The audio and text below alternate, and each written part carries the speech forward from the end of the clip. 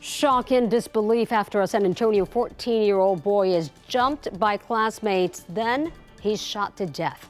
I'm Sarah Forgany with your KENS 5 News Now. Students and faculty at Brewer Academy returned to campus one day after the attack just blocks away from campus.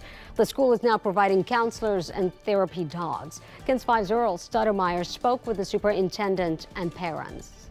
Hearts are heavy here at Brewer Academy one day after 14-year-old Simon Cuevas was killed just blocks away from the school.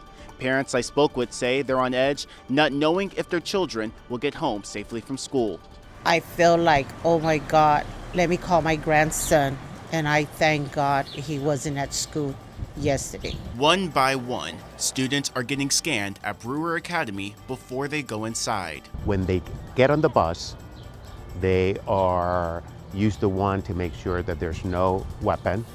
When they get off the bus and before going into the building, we do it again.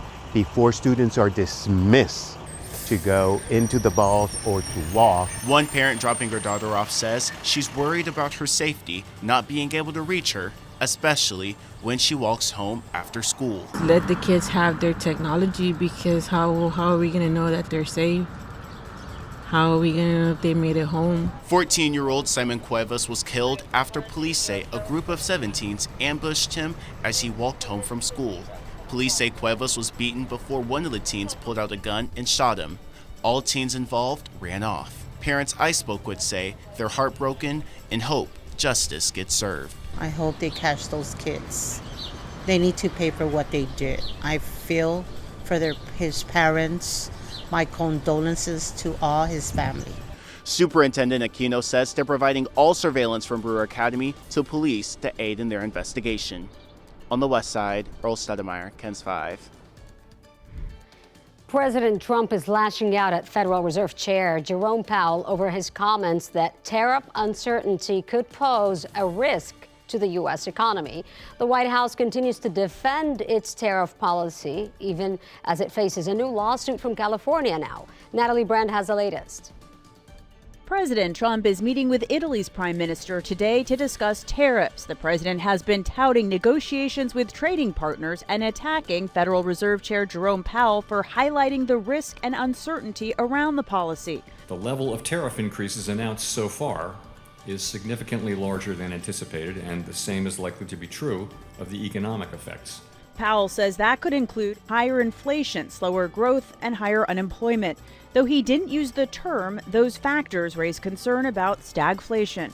It's a difficult place for central banks, to be in.